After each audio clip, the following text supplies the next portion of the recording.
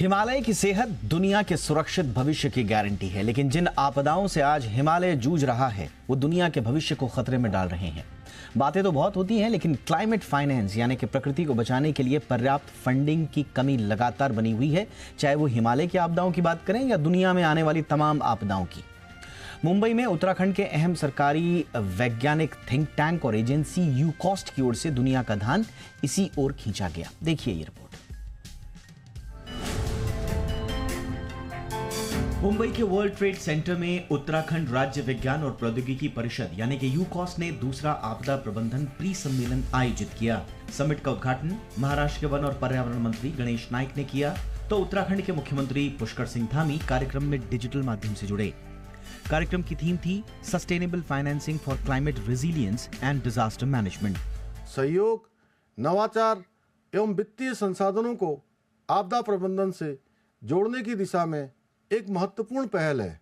हम सभी जानते हैं कि हिमालयी क्षेत्र जलवायु परिवर्तन के प्रभावों को सीधे अनुभव कर रहा है। ये बैठक इसलिए महत्वपूर्ण रही क्योंकि मौसम की अतिरेकी चाल ने पूरी दुनिया को चिंता में डाला है।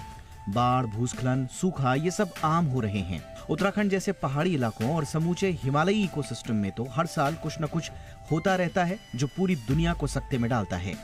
पर इसे निपटने के लिए जितना फाइनेंस होना चाहिए वो हो नहीं पा रहा, और यही वजह है कि कार्यक्रम में सस्टेनेबल फाइनेंसिंग पर जोर दिया गया, ताकि क्लाइमेट चेंज से निपटने के लिए लंबे समय के लिए पैसा मिल सके और प्रकृति को बचाने की लड़ाई कमजोर न पड़े। कि ये समझ तो आए कि अगर हमको ये प्लेनेट चाहिए, अगर हमको ये धरती चाहिए, ये इंस्टीट्यूशन चाहिए, हवा पानी चाहिए, कि अल्टीमेटली बजटिंग आवश्यक है। अल्टीमेटली फाइनेंसिंग और फाइनेंशियल इम्पेरेटिव महत्वपूर्ण है।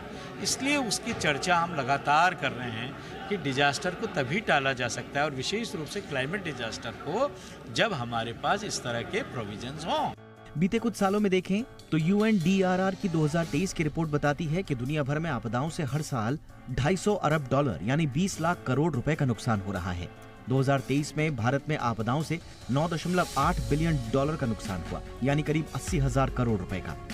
UNDRR और विश्व बैंक के हिसाब से भारत को प्राकृतिक आपदाओं से सालाना अपनी GDP का लगभग 2% का नुकसान हो जाता है। उत्तराखंड जैसे पहाड़ी राज्यों को हर साल GDP का बड़ा हिस्सा आपदाओं के कारण गंवाना पड़ रहा है।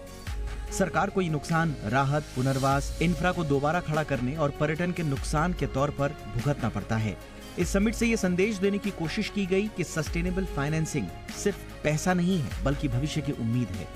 समिट की अगली कड़ी बेंगलुरु और नेपाल में होगी, और आखिर में 28 से 30 नवंबर 2025 को देहरादून में world summit on disaster management का आयोजन होगा। इसमें पूरी दुनिया के दिग्गज एक बेहतर भविष्य की रणनीति तय करेंगे। दीपक डोभाल, जी मीडिया, मुंबई।